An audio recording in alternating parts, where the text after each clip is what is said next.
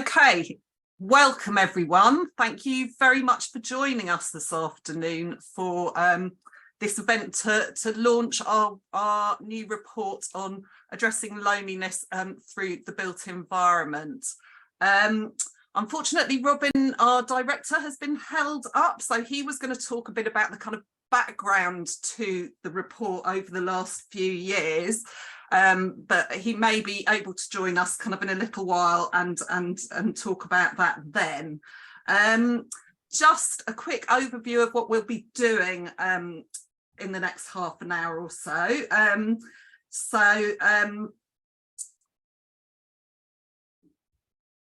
Yeah, there will be myself now. Obviously, we'd hope that Robin would be speaking, but there will be myself now. I'm going to give a quick run through of the content of the report.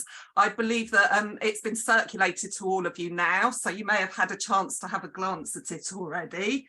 And then we're really pleased that Nicola Bacon from Social Life has joined us as well and is going to be able to say a few words in response to this piece of work.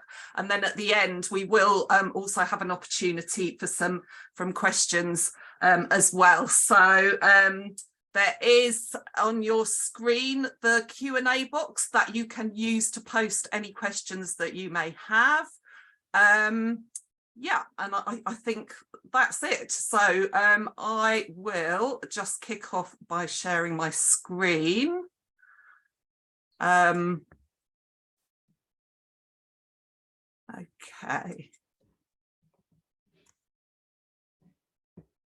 And yeah, I'm just going to, as I've said, spend a few minutes giving a whistle-stop tour of the content of the report. I don't think I properly introduced myself. I'm Helen McIntyre. I'm Head of Evidence at the Campaign to End Loneliness, and I'm one of the authors of the report. So this report is very much built around the incredibly useful set of presentations at our Research and Policy Forum that was held in June and July. And we've also drawn on various pieces of academic research and on examples of practice which are relevant to the subject of tackling loneliness through the built environment. And this infographic is designed to really summarise what we've taken from those various sources. So throughout this piece of work, we've been interested in two overarching things: what constitutes a built environment that's less lonely, and we've represented that inside the circle here, and how we can bring about change, which is represented in the outside of the circle. So beginning with what is needed. First, there needs to be this collection or spread of destination places in a local area, places that people can go to where they feel comfortable and welcome, where they can just hang out or where they can engage with others. And that engagement might be interactions between people who already know each other or between people who are new to one another. And that mix of destinations will include formal spaces like libraries or community centres, but also informal spaces like shops and cafes and pubs. And green spaces and good parks will also be important. An absolute key thing here is that this spread needs to include places to suit different groups and individuals.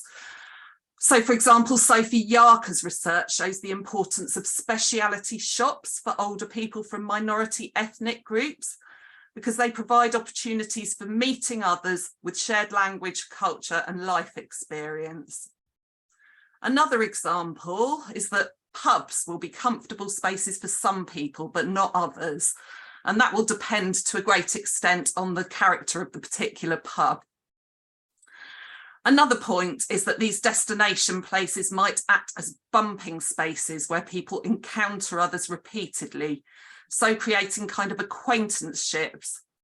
And these may or may not develop over time into something more, sort of deeper relationships.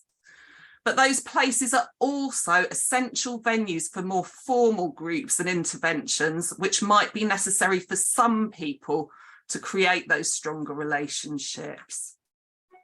Second, there's a need for safe walkable routes connecting people to those destination places, but which also do the job of drawing people out of their homes and into their neighbourhoods. So there's a piece of research mentioned in the report from Dominic Charbea and colleagues showing that walkability of the local area, rather than use of amenities or destination places that I talked about before, are particularly associated with reductions in loneliness in older people with depression. So having kind of well-used, attractive routes, perhaps with nice planting, good road crossings, and so on, may particularly help people with the kind of loneliness that is tied up with mental health problems. And those routes, as well as the destination places already mentioned, can act as important bumping spaces where people regularly pass by other local people and develop low-key but potentially important social connections that way. Third, here, design details of particular places are important. Easily accessible buildings, easily navigable walkways will help to make spaces more inclusive. Design details can also encourage encounters between people. So shared entrances to housing and well-placed seating in attractive, car-free shared spaces can help. So Meredith Bowles at our forums from Mole Architects talked about turning 2-minute interactions into 20-minute interactions using those kind of design details.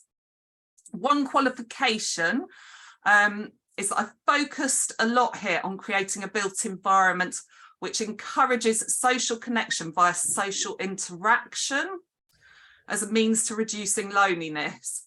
But we know that increasing social connection won't necessarily do that. And we do need more research to improve our understanding of mechanisms by which the built environment can impact loneliness, so represented by these additional arrows here.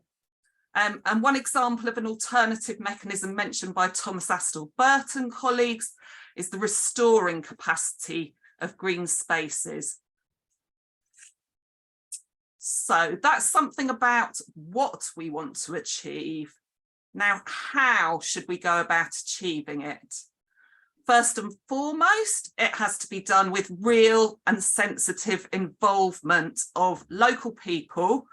And given our particular concerns here, the involvement of people with experience of loneliness or those at risk of loneliness. For example, that could be those with long-term illnesses, who are unemployed, new parents, students, and so on. And that's because only people who live in a place will have the deep understanding of the detailed impact of the built environment. What is it about a shared space that makes someone want to use it or not?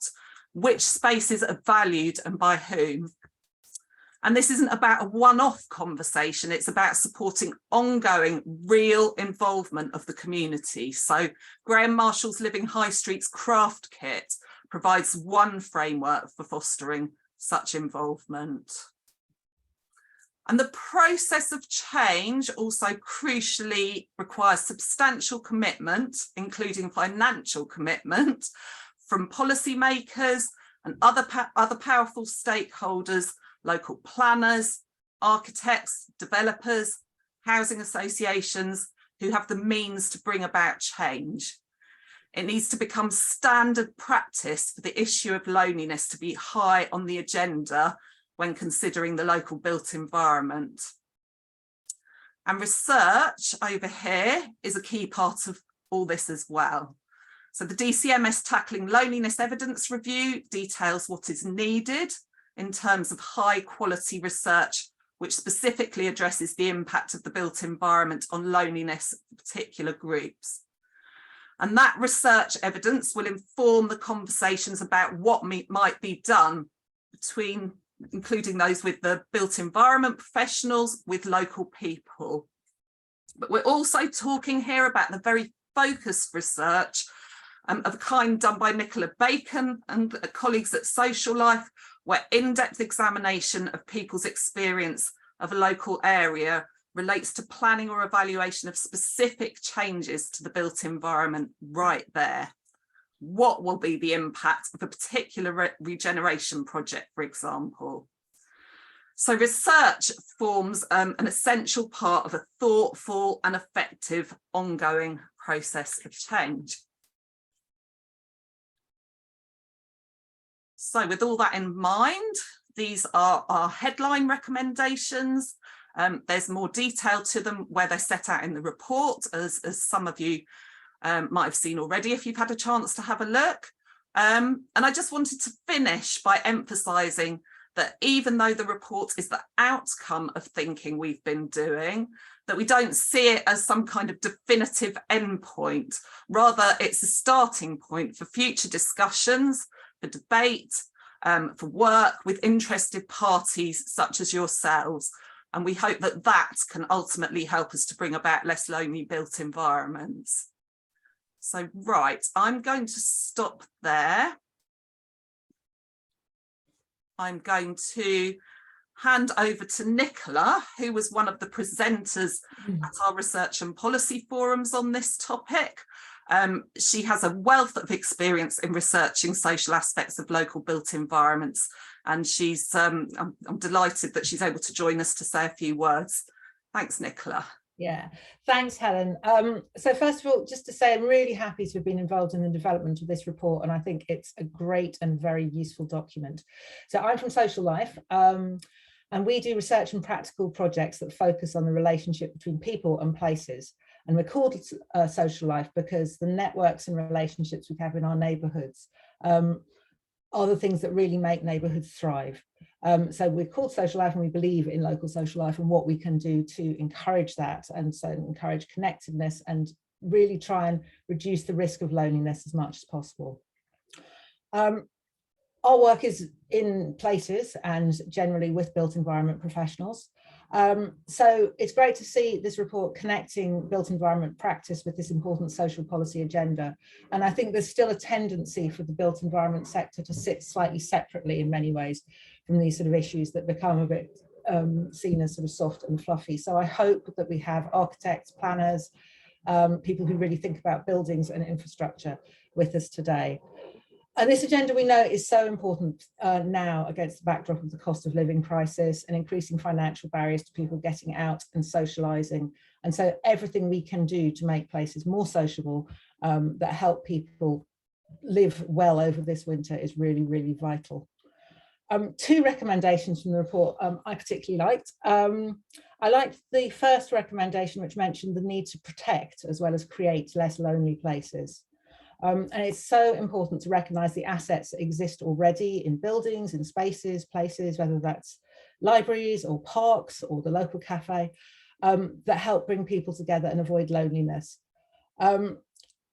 And so for built environment change, it's more than just thinking about new facilities, new buildings, about replacement. It's about thinking about how do you work with the assets that are already there. And also within that implicitly is that thinking about this whole issue goes beyond service provision and facilities into the detail of design, into how we actually construct places, how they look, how they feel, where benches are placed, where we create bumping places for people to meet together. And the second recommendation I really like was about involving local people, because clearly this is critical, and having that sensitivity of lived experience is what will actually make the difference at the local level.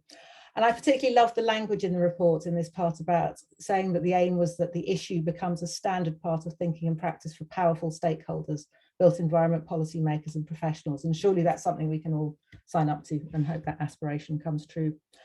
So Helen asked me to just mention some positive examples of practice we've come across. So one example which we were involved in was some work by L&Q Housing Association, who commissioned us to look really carefully and quite forensically at how the courtyard spaces in their new developments could better support social sustainability and neighbourliness.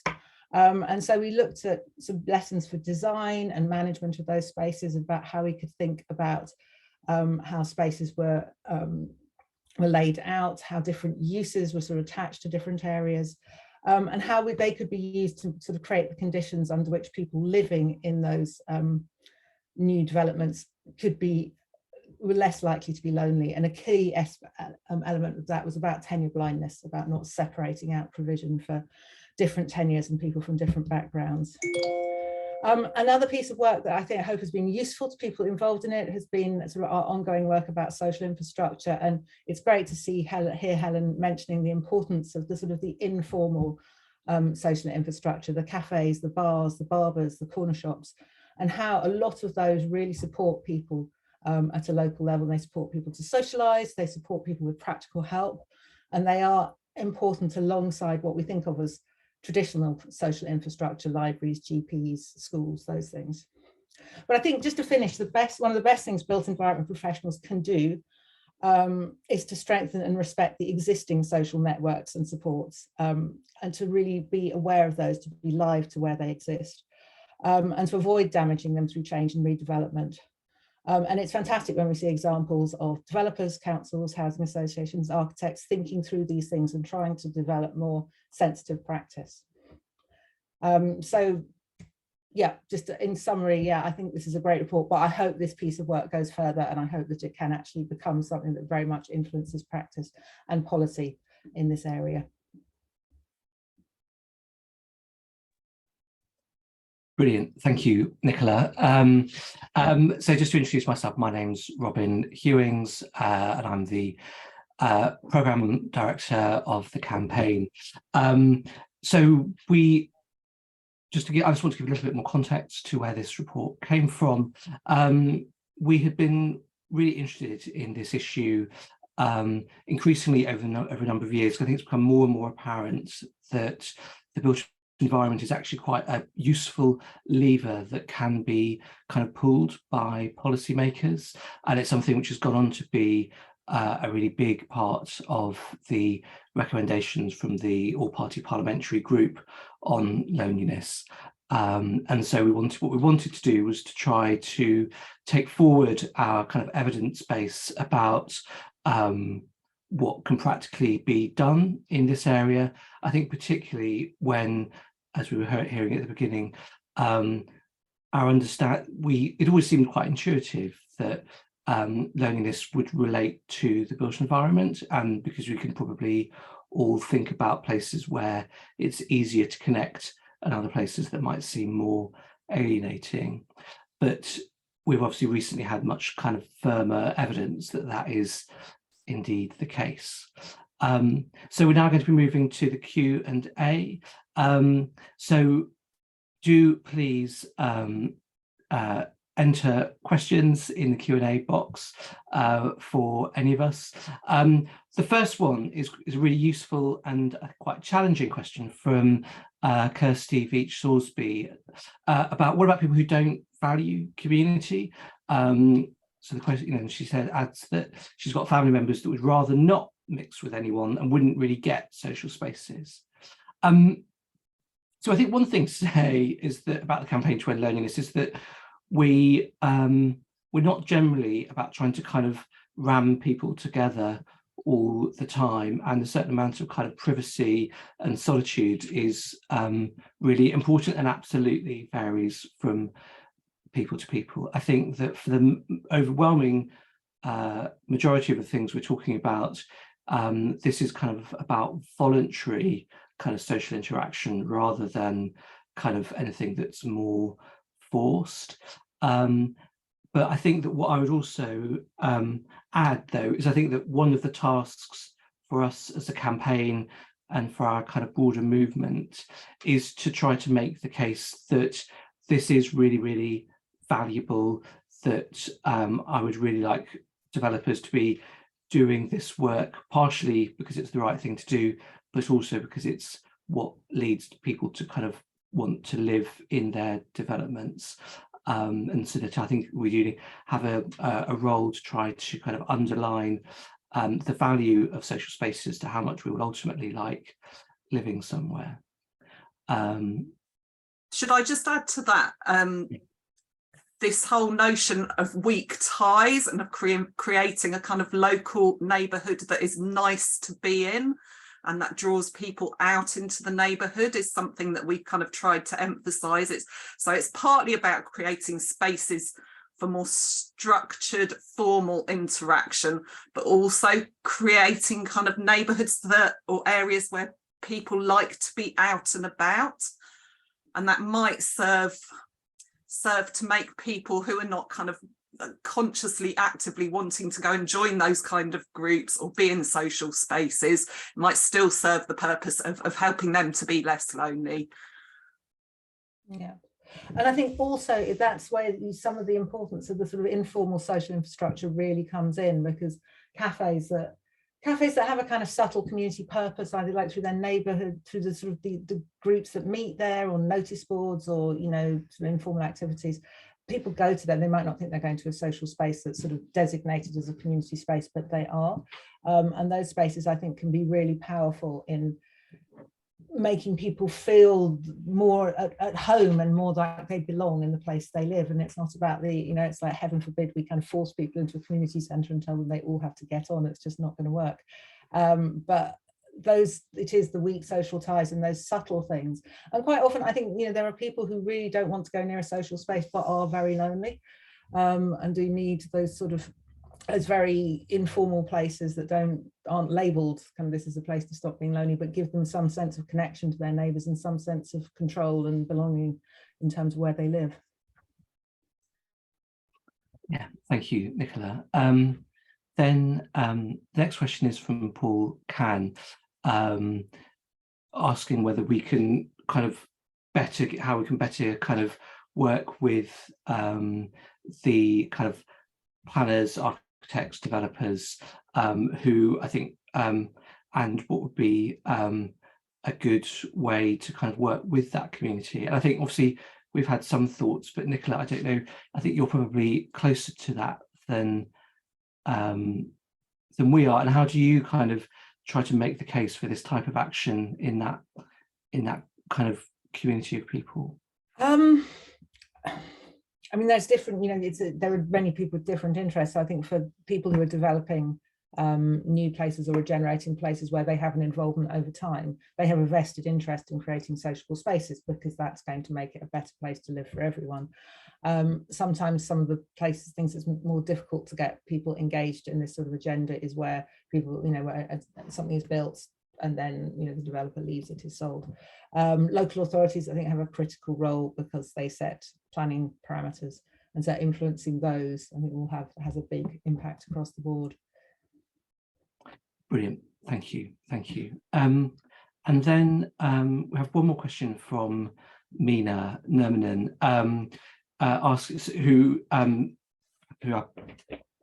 works the European Commission, who say that we're very interested in understanding how we would apply these results recommendations to rural areas, where there might be long distances between places and there might not be kind of cafes and so on, or is this basically just about cities? And this is something which we've thought about a good deal. So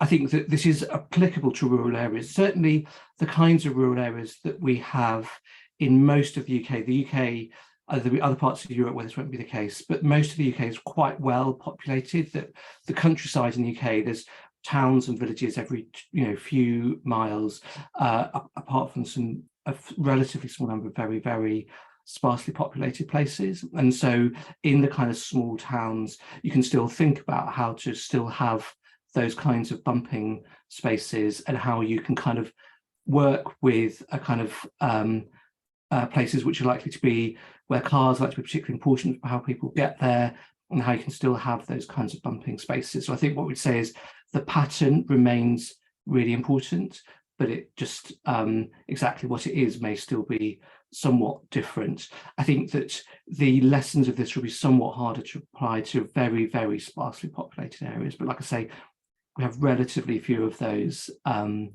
the UK. I don't know, Nicola, Helen, is there anything you want to add to that? Just I was thinking that, you know, like the maintenance of informal spaces of the kind that Nicola was talking about, pubs and cafes, you know, which often just have sort of fallen away in small, very small kind of communities. They are important places, and so the kind of points remain the same, really. We need to think about how to maintain those spaces so that people can use them to meet in. Yeah. We're having lots of questions and we're very keen to finish on time. So there's a couple of ones which I can answer very, very quickly, which I'll quickly do. So Megan Saunders asked about the Landscape Institute. So what I'd say is that this is a world which we are to some extent kind of getting into, and that's a really helpful kind of question and a very fair point which we have not particularly addressed. Ruth Van Rij asked about transport connections. I think that we think that walkable spaces are incredibly important, and what we've tried to is kind of not do the more kind of buses transport side, but the walkability is absolutely really essential to this. And I think we would very much hope that 20-minute neighbourhoods, this would be research and work that would kind of give more power to that elbow. And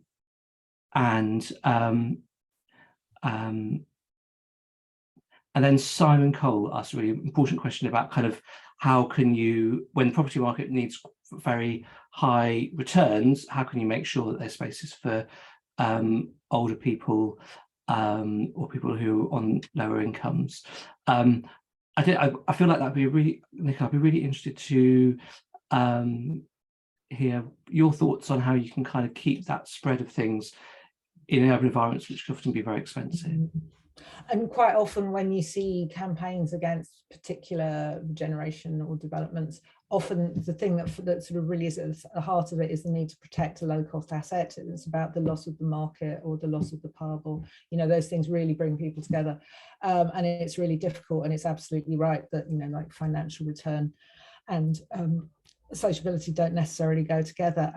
So I think it's about making the argument for why developers need to have some units where they don't get full market rent, where they can think about, and some do, why they need to work with local social enterprises, why there is a variety of different ways of providing social spaces. And again, it's like, you know, a developer that's thinking over the long term will kind of, you know, can possibly see there is a business case in providing a social space for everyone, because that will make the neighborhood a happier place that functions better.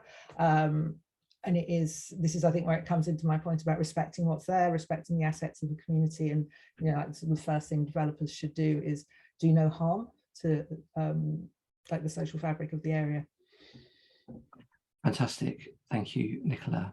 And then our final question, so we just had, I think we've answered almost all the questions unless I've misseen them.